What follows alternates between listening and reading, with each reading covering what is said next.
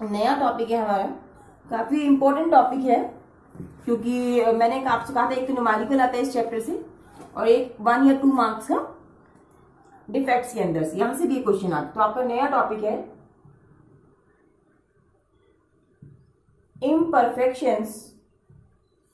Imperfections का meaning क्या होता है कि व्हाट इज इम्परफेक्शंस, और इम्परफेक्शंस को हम कहते हैं डिफेक्ट्स और irregularities in solids।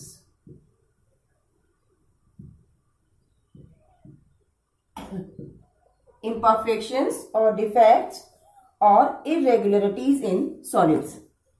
एक्चुअली हमारा मतलब ये है इसमें कि पहले हम बात करें कि imperfections या defects या irregularities क्या होती हैं। जिसमें मैंने आपको पहली क्लास में बताया था कि जो हमारे सॉलिड्स होते हैं, क्रिस्टलाइन सॉलिड्स हैज,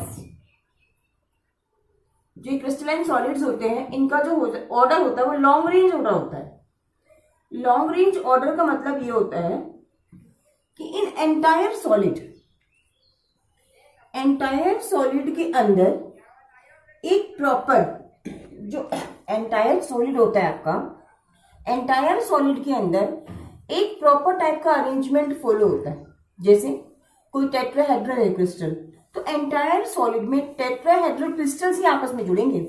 जैसे मान लो एक पूरा कंप्लीट लैटिस सॉलिड है, वो टेट्राहेड्रल शेप का है, तो वो छोटे छोटे क्रिस्टल से बना है, तो हर क्रिस्टल की जो शेप होगी वो टेट्राहेड्रल ही होगी। जैसे मैं एग्जांपल आपको नोटबुक का देती हूँ, नोटबुक क्यूबॉइड शेप की होती है, तो उसमें एक जो पेज होता है वो भी क्यूबॉइड शेप का ही होता है। तो इसका मतलब ये है कि जो एंटायर सॉलिड है ना, एंटायर जो नोटबुक है आपकी, उसमें हर पेज एक क्रिस्टल है, एक छोटा क्रिस्टल है हर पेज, और पूरा जब कंप्लीट नोटबुक बन जाती है तो पूरा सॉलिड बन जाता है। तो यहाँ पर वो यही कह रहा है। अब जैसे मान लीजिए मार्केट से नोटबुक खरीद के लाते हैं, तो क्या सारी नोटबुक आपको बिल्कुल फ्रेश मिलती है? कहीं से कोई पेज बीच में मुड़ा हुआ नहीं होता? बिल्कुल होता है। जब हम नोटबुक खरीद के लाते हैं तो कोई भी आप देखिएगा किसी ना किसी नोटबुक के अंदर कहीं ना कहीं कोई पेज मुड़ा हुआ होगा, कोई पेज फटा हुआ होगा, तो वो एक प्रॉपर बनाने के बाद भी उनमें कोई ना कोई क्या आ गया, डिफेक्ट आ गया, कोई ना कोई पेज, जो छोटा सा क्रिस्टल था, छोटा सा पेज, यहाँ पर जो हम कह रहे हैं क्रिस्टल का मतलब यहाँ पर पेज की हम बात करें कि यहाँ पर जो है उनमें कोई ना कोई क्या आ जाता है, डिफेक्ट आ जाता है। तो जो उनका लॉन्ग रेंज ऑर्डर होता है क्रिस्टल्स का, वो कहीं ना कहीं ब्रेक हो जाता है। इन्हीं इरेगुलरिटीज को, इन्हीं इम्परफेक्शंस को हम क्या कहते हैं, डिफेक्ट्स कहते हैं। अब डिफेक्ट्स में मैंने कहा ना कि जैसे हम छोटे छोटे क्रिस्टल्स आपस में जोड़ दें, क्रिस्टल्स जो छोटे छोटे क्रिस्टल्स आपने जोड़े हैं आपस में, उन एक पर्टिकुलर छोटे क्रिस्टल्स के अंदर ही क्या आ जाएगा, डिफेक्ट आ जाता है, इम्परफेक्शंस आ जाता है, इरेगुलरिटीज आ जाती है, तो उसी को हम कहते हैं डिफेक्ट्स, राइट। अब कैसे आता है जनरली, जब प्रोसेस की जाती है क्रिस्टलाइजेशन, जब प्रोसेस हम करते हैं, क्रिस्टलाइजेशन जब प्रोसेस की जाती है तो ये 2 रेट पे की जाती है। एक तो हम करते हैं क्रिस्टलाइजेशन फास्ट और मॉडरेट रेट। एक तो क्रिस्टलाइजेशन होता है फास्ट और मॉडरेट रेट पर, एक होता है हमारा स्लो रेट पर।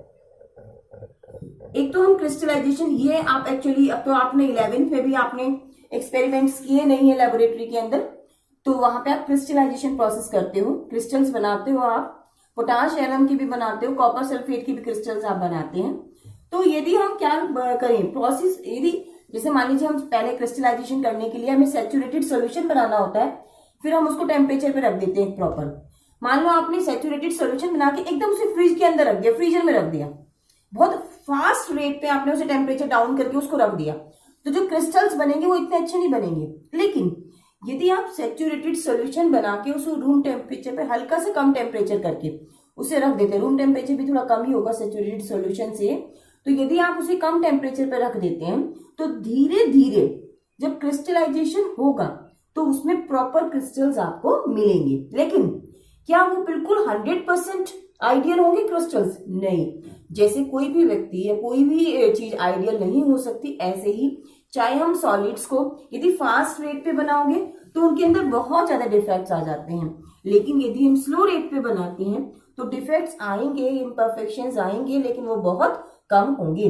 तो वो ये कह रहा है आपसे, यदि आपको सॉलिड्स बनाने हैं और आप ये चाहते हैं कि सॉलिड्स आपके प्रॉपर विदाउट डिफेक्ट्स बने, तो आपको रेट काफी धीमा रखना होगा, स्लो रेट आपको रखना होगा, जिससे आप आसानी से क्या बना सकते हैं, क्रिस्टल्स विदाउट डिफेक्ट। तो मैंने कहा ना विदाउट डिफेक्ट तो हो ही नहीं सकता, यदि आप स्लो रेट पे भी बनाओगे तो बहुत हल्का फुल्का डिफेक्ट आएगा ही आएगा।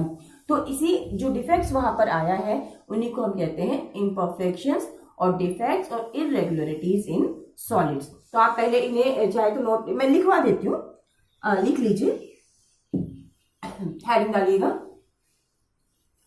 इम्परफेक्शंस और डिफेक्ट्स और इरेगुलरिटीज इन सॉलिड्स। तो यहां लिख सकते हैं generally crystalline solids have long range order. Generally, crystalline solids has long range order in entire solid. ठीक है, लेकिन एंटायर सॉलिड्स में फिर भी क्या होता है, कुछ ना कुछ डिफेक्ट जो है वो क्रिस्टलाइन सॉलिड्स के अंदर आ जाता है, बट सम डिफेक्ट्स और irregularities also exist in solids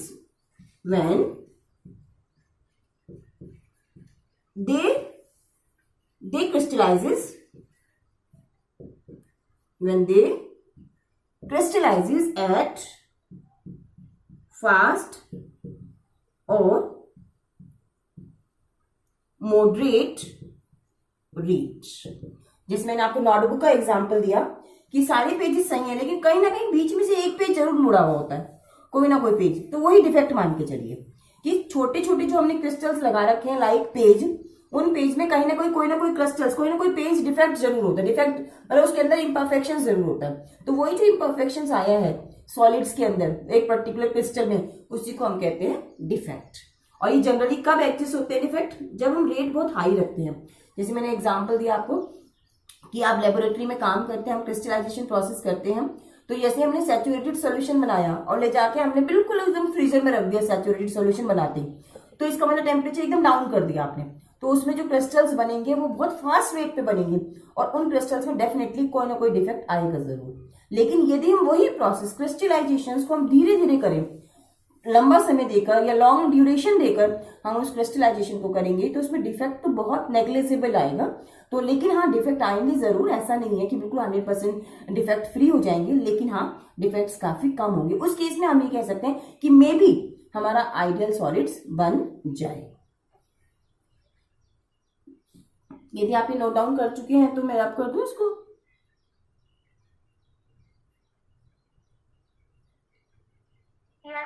okay, तो इसमें यहां लिखिए when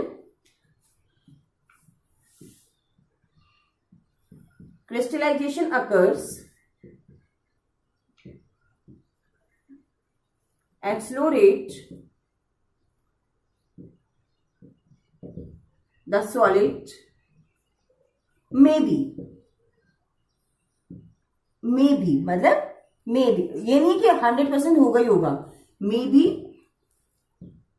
defects free, but it is not necessary कि उसमें डिफेक्ट आएगा ही नहीं। हाँ ये अलग बात है कि डिफेक्ट आएगा लेकिन काफी कम आएगा।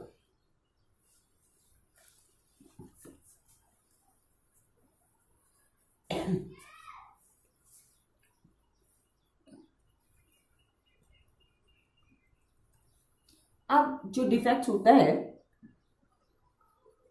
जो डिफेक्ट्स प्रोड्यूस होते हैं, डिफेक्ट्स कितने टाइप के हो सकते हैं, राइट? देखिए defects can be produced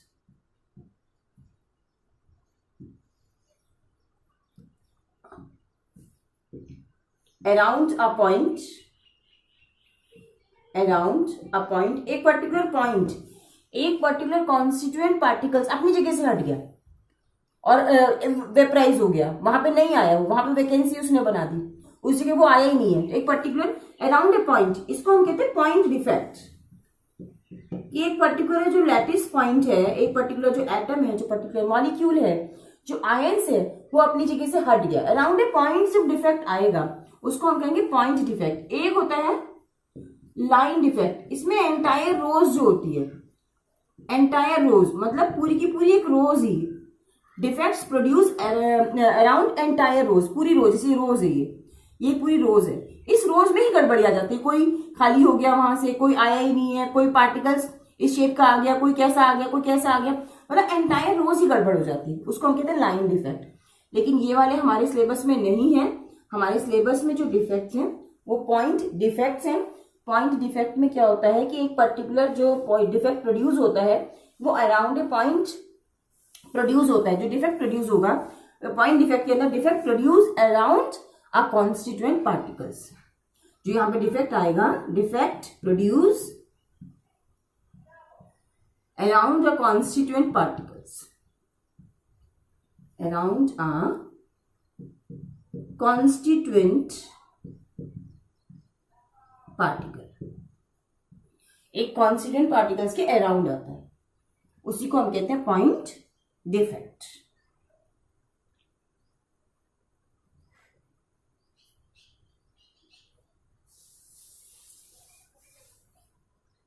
तो हमारे सिलेबस में केवल पॉइंट डिफेक्ट्स हैं।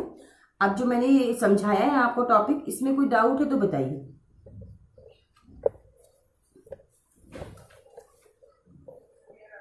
नो, ठीक है। अब हम पॉइंट डिफेक्ट्स के बारे में बात करेंगे। पॉइंट डिफेक्ट्स है आपका, काफी सारे डिफेक्ट्स हैं पॉइंट डिफेक्ट के अंदर, तो हेडिंग डालिएगा टाइप्स ऑफ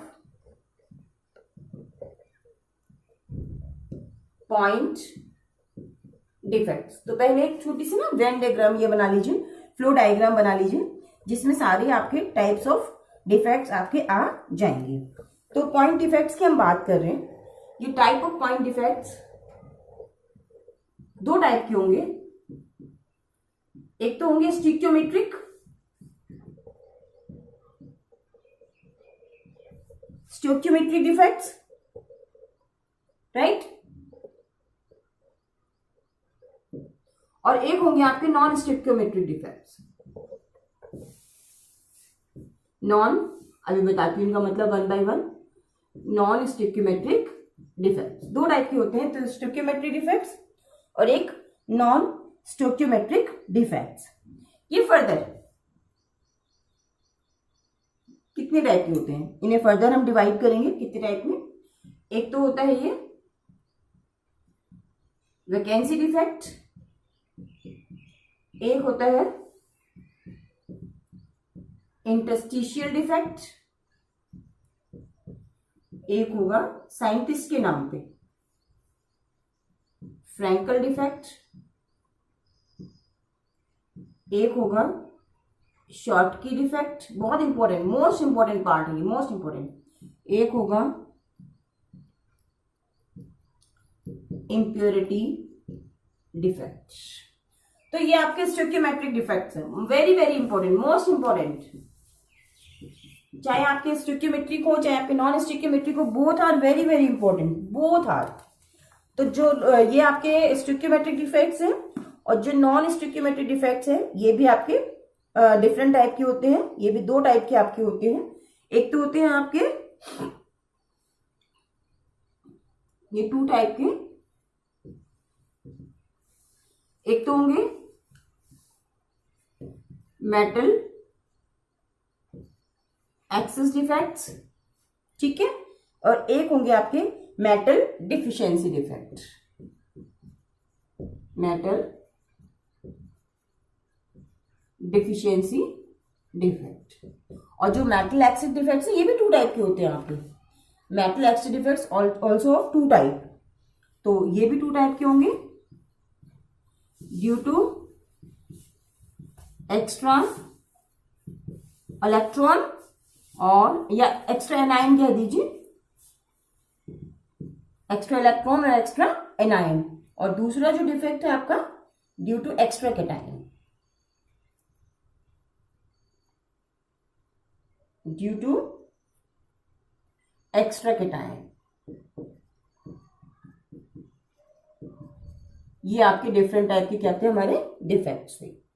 तो पहले दोबारा सुन लीजिए, इसमें पॉइंट डिफेक्ट जो होते हैं वो आपके दो टाइप के होंगे, एक तो स्टोइकियोमेट्रिक और एक नॉन स्टोइकियोमेट्रिक। जो स्टोइकियोमेट्रिक होंगे वो फर्दर डिवाइड होंगे, वैकेंसी, इंटरस्टिशियल, फ्रैंकल, शॉर्ट की एंड इम्प्योरिटी। जो नॉन स्टोइकियोमेट्रिक होंगे वो आपके दो टाइप के होंगे, मेटल एक्सेस और मेटल डिफिशियंसी। और मेटल एक्सेस फर्दर दो टाइप के होंगे, ड्यू टू एक्स्ट्रा एनायन और ड्यू टू एक्स्ट्रा केटायन। ये हमारे, अब वन बाय वन हम इनको थॉरोली स्टडी कर लेते हैं। पहले लिख लीजिए, पॉइंट डिफेक्ट मैंने आपको बताया है कि इसमें एक पर्टिकुलर पॉइंट के अराउंड ही डिफेक्ट आएगा। कोई पर्टिकुलर लैटिस पॉइंट से अपनी जगह से हटके दूसरी जगह चला गया, या लैटिस को छोड़ के ही चला गया, बाहर चला गया लैटिस में से, वहां पे वैकेंसी क्रिएट हो जाएगी। तो इसका मतलब ये है कि जो हमारे स्टोइकियोमेट्रिक जो पॉइंट डिफेक्ट्स हैं वो अराउंड ए पर्टिकुलर पॉइंट ही यहाँ पे डिफेक्ट प्रोड्यूस, एंटायर रो से कोई मतलब नहीं है। वो जो पूरी रोज है उसमें कोई चेंज नहीं आएगा, यहाँ पर एक पर्टिकुलर पॉइंट के अराउंड ही डिफेक्ट आएगा, इसलिए इनका नाम है पॉइंट डिफेक्ट। अब वन बाय वन हम कर लेते हैं।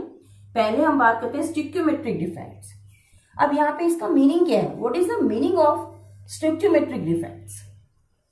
यदि आपने नोट डाउन कर लिया है तो मैं इनको रब कर दूं बच्चों।